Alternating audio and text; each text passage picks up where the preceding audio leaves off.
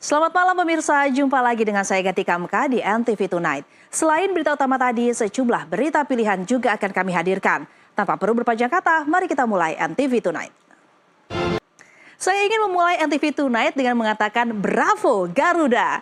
Ya, baru sejam yang lalu saya dan Anda pemirsa sama-sama menyaksikan timnas kebanggaan kita mempersembahkan 3 poin usai menaklukkan Arab Saudi 2 gol tanpa balas dalam lanjutan kualifikasi Piala Dunia 2026 zona Asia. 2 gol timnas Garuda diborong Marcelino Ferdinand. Dan untuk mengetahui suasana terkini pasca pertandingan Timnas Indonesia kontra Arab Saudi, sudah ada jurnalis NTV Hasbiollah di Stadion Gelora Bung Karno, Jakarta. Hasbi, ke informasi selanjutnya, Ketua PSSI Erick Thohir memuji penampilan anak Timnas Indonesia dan bersyukur setelah mampu menekuk Arab Saudi dengan 2 gol tanpa balas. Erick pun berharap seluruh masyarakat Indonesia tetap mendukung Timnas Garuda di 4 laga sisa pada kualifikasi Piala Dunia Round 3. Ya pemirsa, beralih ke berita terpilih lainnya, Polda Metro Jaya memburu pelaku pengeroyokan seorang pengemudi taksi online di ruas tol dalam kota arah Cawang yang beberapa waktu viral di media sosial. Akibat pengeroyokan itu, korban menderita memar di bagian wajahnya dan mobil yang dikendarainya rusak. Adu mulut tidak terhindarkan antara dua kubu perhimpunan penghuni rumah susun PPRS Grand Cempaka Mas saat mereka berpapasan di meja pengaduan kantor Gubernur DKI Jakarta. Kedua kubu saling klaim sebagai pengurus PPRS yang sah.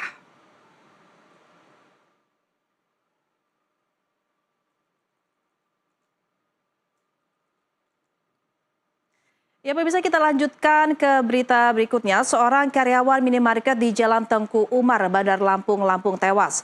Korban tewas setelah kepalanya terjepit lift barang ketika menurunkan barang ke lantai dasar toko.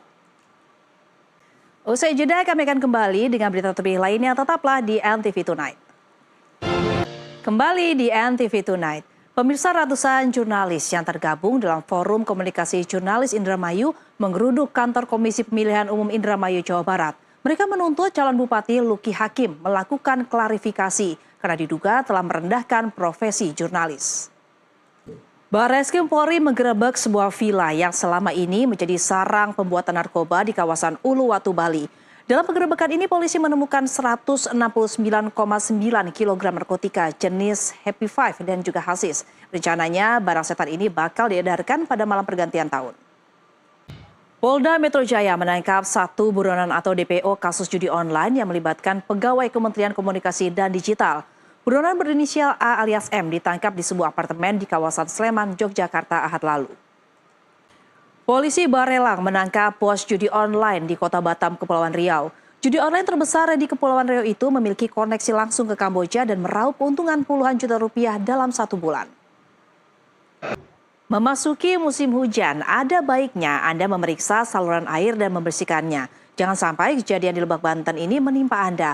Ular sanca nongol di saluran air seorang warga dan untuk menangkapnya butuh pertolongan pemadam kebakaran. 4 pengunjung tempat hiburan malam di Jember, Jawa Timur mengeroyok 2 pengunjung lain karena memperebutkan seorang perempuan pemandu lagu. 3 pengeroyok ditangkap, seorang lagi buron. Seorang bocah di Depok, Jawa Barat nekat mencuri di toko camilan. Sang bocah menyasar ponsel pemilik toko serta camilan di etalase. Usai jeda kami akan kembali dengan berita terpilih lainnya, tetaplah di NTV Tonight.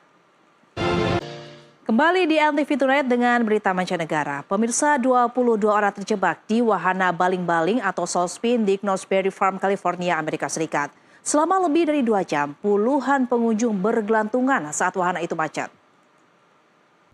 Donald Trump yang baru saja meraih kemenangan dalam pemilu membuat kejutan dengan hadir di UFC 309. Ditemani miliarder Elon Musk, Trump tiba di Madison Square Garden dan disambut sorakan serta tepuk tangan meriah dari penonton. Donald Trump akan menentukan hitam putihnya Amerika Serikat dalam 4 tahun mendatang. 2 rudal Israel menghantam pusat kota Beirut pada Senin 18 November. Serangan itu menewaskan sedikitnya 4 orang dan melukai 18 orang lainnya. Setelah jeda kami akan kembali dengan berita terpilih lainnya, tetaplah di NTV Tonight. Kembali di NTV Tonight, pemirsa, kota Banda Aceh dijuluki sebagai kota 1001 warung kopi. Di sini tidak banyak wanita yang sebebas di provinsi lain. Warung kopi Morning Mama mencoba membuka kebebasan dengan memperkerjakan pelayan hingga barista yang semuanya wanita. Maskapai penerbangan nasional Kenya memproduksi bahan bakar solar yang dibuat dari limbah plastik guna menjalankan kendaraan bermotor di bandara. Ini adalah inisiatif menyediakan bahan bakar yang lebih murah sembari mengurangi polusi sampah plastik. Dan pemirsa, informasi ini menjadi akhir dari jumpa kita di NTV Tonight. Saya Gati Kamka, pamit undur diri. Terima kasih dan sampai jumpa.